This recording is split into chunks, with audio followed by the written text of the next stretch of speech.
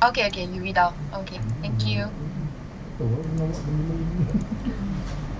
Then produk ni apa This one can hear? Okay, can. Yes, loud and clear. Okay. Okay, hi. Hi, Assalamualaikum. We start again lah. Salah. Okay, Pakcik. So, Ya. sekarang ni kita orang just nak cakap yang story Pakcik ni sebenarnya macam memberi inspirasi lah kepada kita orang. Sebab kita orang sebenarnya plan nak buat Merdeka campaign.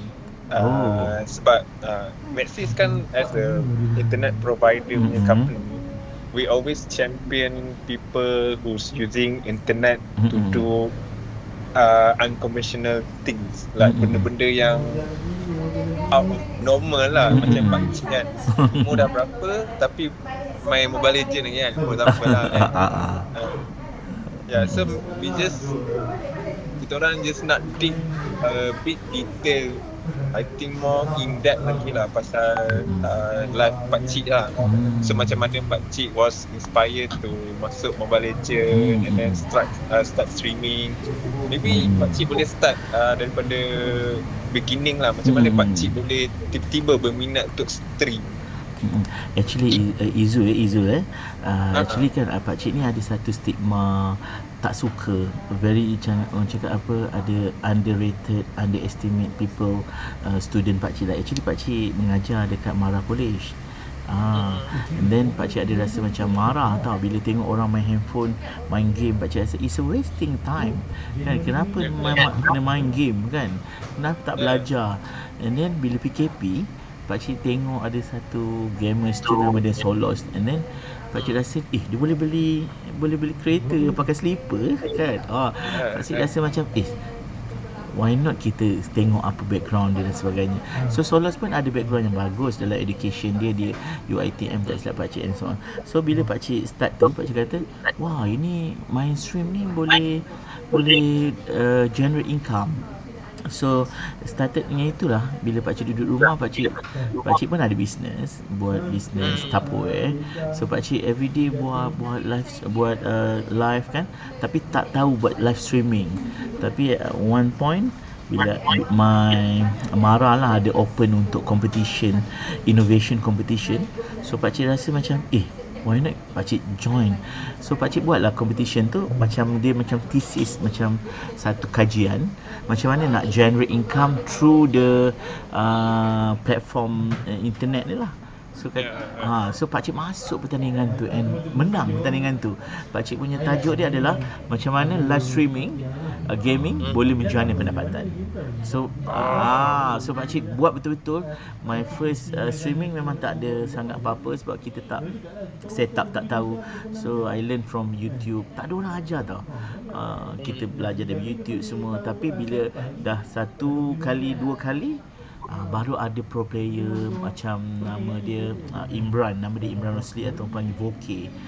Dia start bagi pakcik vision lah. Dia kata okey pakcik, kalau nak buat ni banyak dekat YouTube, type Indonesia punya Indonesia punya streaming macam ni dia ajar.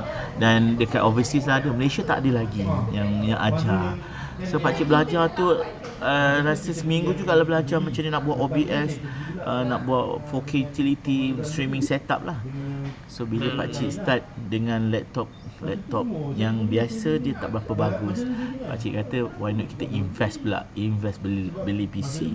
Bila beli PC, cantik lah vision dia. My first week je terus ramai orang. Pakcik tengok kenapa ramai sangat ni, 10,000 followers dalam masa 1 minggu. So minggu ke depannya lagi masuk. Pakcik rasa dalam 2 bulan je dah cecah ke 50,000. 50,000. Lepas tu ramailah yang menaja pakcik. Kerusi taja, meja taja, earphone lah apa, everything semua orang taja tau. Then donation yang duit tu, pakcik rasa pakcik boleh pernah cecah sampai 300,000 diamond atau coin, panggil star. 300,000 star. Dalam pakcik rasa pakcik dapat masa tu dom 20,000 lah, macam tu lah. One month 20,000, 15,000. Lepas tu EGG Network ni salah satu daripada badan yang gaming ni, dia ambil pakcik untuk jadi streamer dia pula. bayar every month, bayar 6,000 duit lagi. So kat situ pakcik Yalah, buat kajian tu bagi pakcik. Oh okey, sebenarnya tak perlu kita nak jadi pro player. Kita ada image, ada personality, ada boleh bercakap sikit. Kalau malu pun tak apa, just macam layan-layan saja pun dah okey. Start situ pakcik rasa macam sebenarnya gaming ni is a platform, tapi streaming tu pakcik boleh buat untuk streaming, jual tapawi pun boleh. Macam itulah. Last kali pakcik memang dah love untuk main game akhirnya. Oh, okay. Last Sebab kali. pakcik, one of the reason pakcik play gaming also sebab masa kecil pun pakcik suka gaming jugalah kan. Masa kecil tu game tu sukalah juga, cuma tak mampulah nak beli macam orang lain kan. PS kita main game yang orang dulu pakai kaset tu kan, pakai kaset. Itu je lah dulu. Tapi susah nak main game. Bapak pakcik jenis yang tak bagi main. Dia kerja baru boleh main. So bila dah macam ni pakcik tengok, barulah stigma pakcik tu fikir, macam ni orang tua fikir. Sebenarnya orang tua boleh bagi anak dia main, tapi dia kena banyak ada scheduling dari segi belajar lah kan. So sekarang pakcik punya streaming bukan streaming game je. Pakcik mau kepada dalam pakcik punya page tu, mau kepada review makan, review tempat, macam banyak Lifestyle lah kan. macam lifestyle. Pakcik nak bantu orang punya produk. Bila ada orang bagi produk tu, pakcik recommend. It's a free sebenarnya untuk pakcik buat kepada orang. Macam tu lah. Okay pakcik, sebab diorang kata kan, kalau macam nak start something related to streaming ke gaming ke, you should start at young age lah. Tapi berlainan dengan pakcik lah. Pakcik start dekat umur dah ni kan. So apa kecaman, ada tak macam kecaman ataupun you know lah, orang kat luar sana cakap macam-macam lah. Memang ada. Keyboard warrior kan. Keyboard warrior memang akan cakap, pakcik dah tua, so sudahlah tu pakcik, kubur kata mari, rumah sudah pergi. So pakcik beribadat lah pakcik, janganlah main-main game. Tapi pakcik nak sampaikan pada diorang, sebenarnya bila you main game, bukan you main game saja, you menajamkan minda tu. Pakcik sendiri sebelum main game ni, pakcik punya kepala tau, ni honestly lah untuk orang tua, dia macam like free and easy, macam tak ada benda slow motion, buka buku pun macam ni kan. Bila main game kita akan lebih macam laju tau. Pantas lah. Pantas. So sebenarnya orang-orang tua ni sebenarnya kalau kita keep going untuk benda-benda yang pantas macam ni, dia akan lebih bagus. Percaya tak tidak, kalau orang dah pencin, banyakkan dia cepat pergi underground because dia dah biasa kerja, tapi tiba-tiba dia hilang kerja, dia duduk rumah macam ni, dia anything dia tak bergerak kan. Itu yang sebabkan dia sakit. Bila kita main benda ni, otak kita pun laju. Lepas tu kita berkawan dengan orang-orang muda. Dulu pakcik pun tak banyak cakap sebenarnya, tapi bila dengan orang muda kan, kita selam dia punya jiwa dia. Nampak pun muda lah pakcik untuk umur pakcik. Serius nampak muda. Ya dulu kan pakcik tak ada nak pakai benda-benda yang macam make-up ni tengok. Ni review, orang bagi review pun banyak kan. So pakcik pun macam muka pun tak jaga semua kan. So bila dah start macam ni kan, kita kena pandai sikit jaga muka, rambut, everything. Macam tu lah. So banyak mengubah sebenarnya benda tu. Transformation untuk diri kita. Betul tak? Betul pakcik. Lagi satu kan, macam mana pakcik boleh kumpulkan keberanian pakcik untuk hadapi you know lah, like kecaman lah, pandangan orang luar lah. Macam mana pakcik dia kumpul keberanian tu? Sebenarnya kan kita tak boleh nak ubah dia orang. Yang penting kita cuba untuk bagi something lah. Kalau mana tahu dia akan datang, dia boleh tersedar kan. Budak ni bukan kita boleh tegur, tapi bila dia tengok kita punya background, for example pakcik masuk pertandingan sajak ke, kita ada multi talented dalam pelbagai, dia akan tengok, wah pakcik ni bukan main game je, dia ada pengacaraan, dia boleh masak, dia boleh everything, business dia boleh. So dia akan respect. Bila dia respect, dia akan ikut cakap kita, dia boleh dengar. Kita tak nak orang tua ni, kita tak nak dia gelar orang tua ni nothing. Penatin dia takkan dengar kita punya ni. So kita kena kukuh juga background kita dari segi academician, dari segi kita punya cara cakap kita kan. Bila cara cakap kita nice and polite, dia pun dengar macam tu, dia pun akan rasa segan nak toxic. So sekarang pakcik susah sikit nak dapat orang toxic. Dulu toxic lah, bila orang dah tahu kan kita punya cara cakap kan, dia akan sendiri segan. Dan kita kalau orang kecam kita jangan balas dengan kecaman. Dia cakap dia okey lah tu, lama-lama dia akan okey. Tapi kalau yang dah tak boleh dah, dan memang jiwa syaitan, memang kita block je lah dia. Kalau imagine ni yang tak boleh lah, kita beradik, kita ada fasa lah. Kalau dia macam tu satu dah sampai 3 kali dia macam dah tak boleh, kita tak boleh kompromi dah. So it's a virus untuk kita. Kita kena buang dia dalam kita punya circulation, so tak boleh menjadi wabak kan. Macam tu. Kan senang kan cerita kan. So dari apa ni Lizal, daripada Facebook lah pakcik start untuk pergi ke tempat lain kan.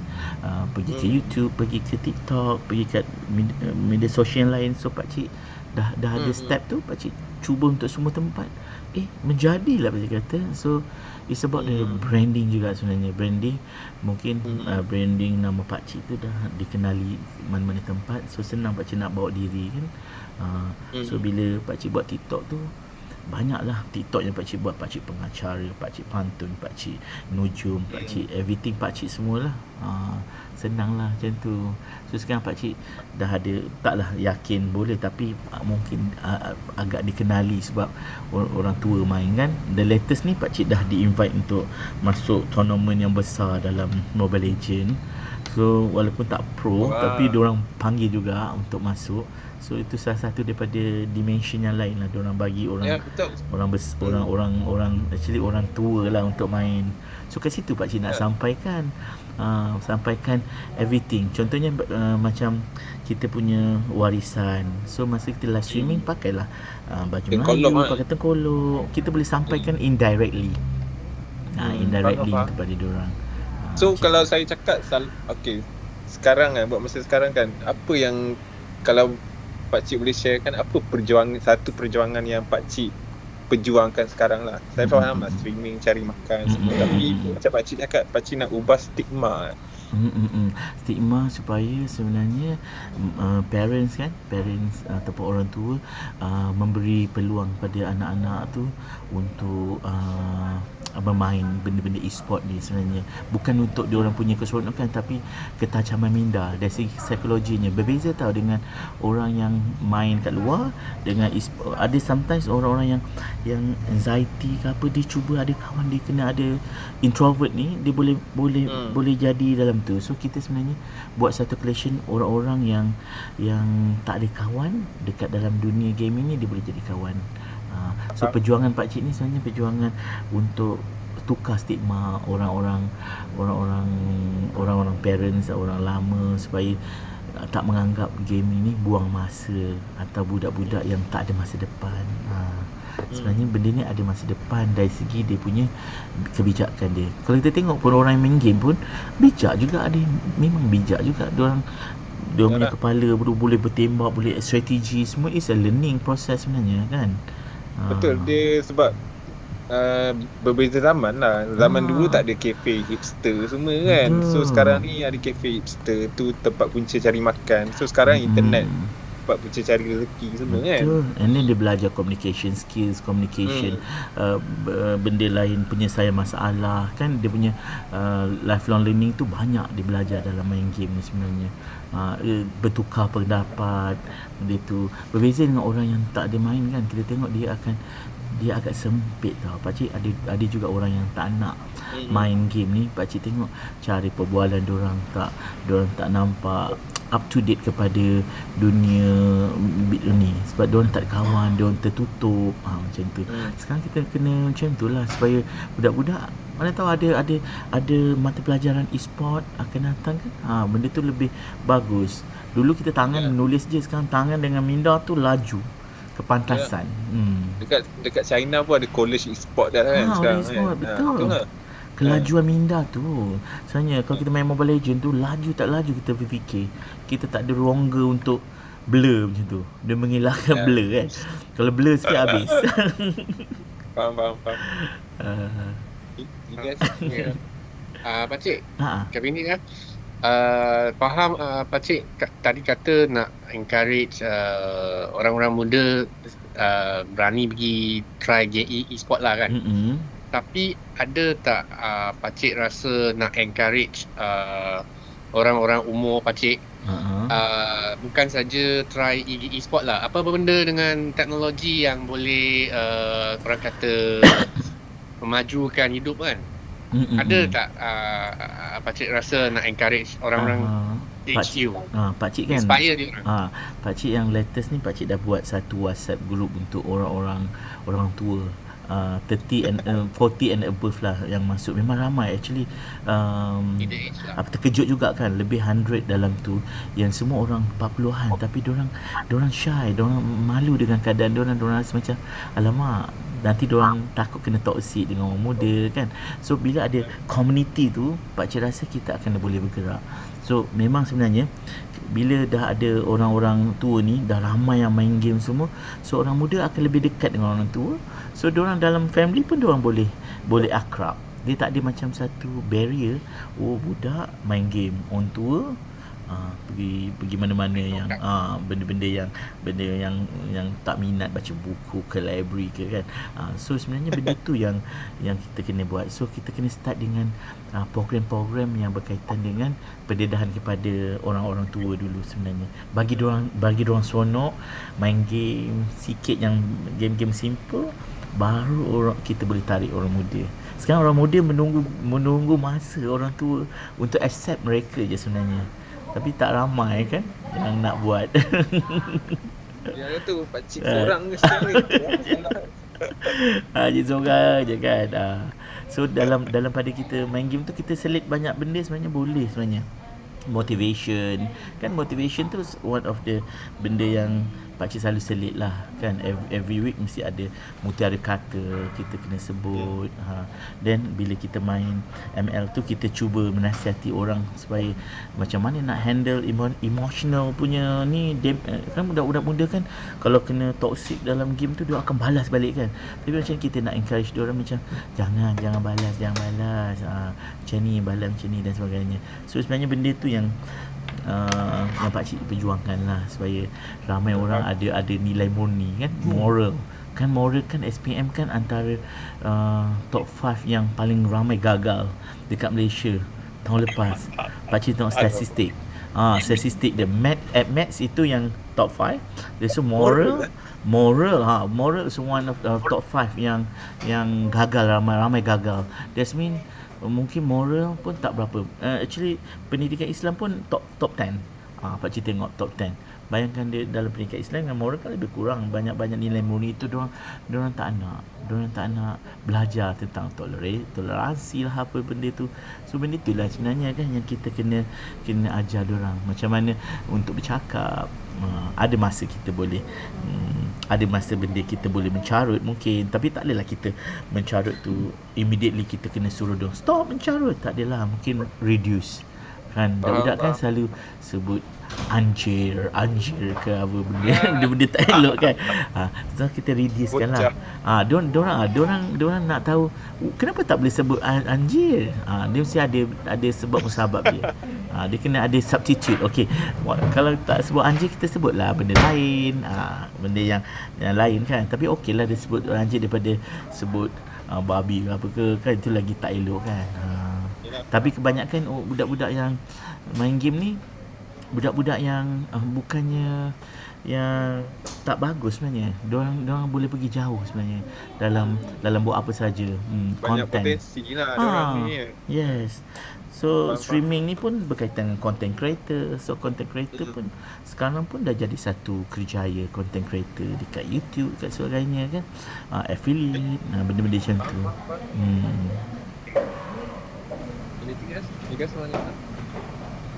I think kita orang dah dapat secara menyeluruh agak lah macam mana apa perjuangan pakcik, siapa pakcik ni. Dan honestly kita orang memang inspired lah by pakcik sebenarnya. So that's why kita orang plan nak to recognize pakcik and probably like macam put a story about pakcik, so at least he could also open up to Malaysian also lah. Tempoh hari pakcik RTM ada, RTM Team 3 pun ada. Team 3 tak siar lagi, tapi RTM dah siar dalam RTM punya apa tu, Esport Warrior. Esport Warrior ada untuk siaran ketiga lah, diorang interview dengan buat recording semua. Tempoh hari dah keluar dah dekat TV Esport Warrior punya filem documentation tu. Cuma diorang tak ada letak perjuangan dari segi warisan tu kan. Pakcik bring towards busana Melayu, macam kalau ada kalau contohnya Chinese New Year, pakcik pakailah Chinese New Year punya baju. Kalau ni kita ada budaya Malaysia tu, kita bawakan juga. Sometimes benda tu hilang. Macam yang Ogos ni, pakcik dah plan untuk buat competition untuk budak-budak yang cuti sekolah. Tapi bila diorang nak start program tu, pakcik akan bagi pengisian tentang sejarah sejarah kita, sejarah kemerdekaan, dan baca puisi juga macam tu, selitkan dengan baca puisi. So semua tu ada dia punya hadiah macam tu lah. Baca puisi sikit dah ada hadiah macam tu. At least kat international nampak different sikit lah kita kan. Pakcik tak nak kita, pakcik tengok kadang-kadang tu sometimes ada yang live streaming gaming banyak kepada mencarut. Oi, apa ni? Anjing. Macam tu macam tu tak nak. Aku mati. Kena ni tak nak itu. So kita adalah tak adalah nak suruh budak tu jadi skema, tapi at least budak tu nampak dia punya budak-budak biasalah bercakap benda macam tu kan. Tapi pengisian tu ada, at least dia tahu kita punya rukun negara, dia tahu kita punya bila kita punya kemerdekaan. Ini kemerdekaan tak tahu tahun bila kan, susah. Jadi kita ada unsur tu. Kalau macam Mak Ijrah, pakcik panggil ustaz cerita tentang Mak Ijrah. Macam tu lah pakcik nak buat pengisian. So bila kita buat streaming tu dengan pengisian, memang view tu tak banyak, tapi sikit-sikit tu mana tahu benda tu boleh lah. Macam Hari Raya Korban ni kan, mungkin yang pakcik nak panggil ni, pakcik ada buat gathering dekat rumah pakcik Hari Raya kedua. So kita buat gathering, kita buat tournament kat rumah kan. Pakcik panggil, memang dia panggil, memang pakcik buat macam tu. Hari Raya je pakcik buat open house, panggil diorang semua makan-makan kat rumah. Itu one of the activity indoor lah. Sebab tournament macam tu. So diorang akan tengok, oh dia ni dah ada kerja dia boleh sharing benda macam tu. Jadi diorang tak akan rasa macam comfort zone.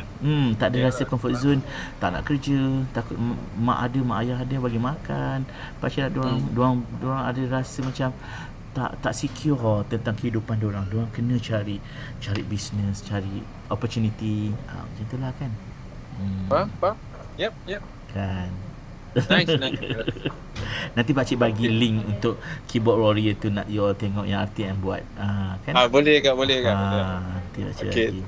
Okay, pakcik, terima kasih banyaknya pakcik. Thank you. Okay. Alright, take care. Thank you. Thank you, Pakcik Giri. Bye-bye. Ramai Ada 30 orang ni. Okay, see you. Bye-bye.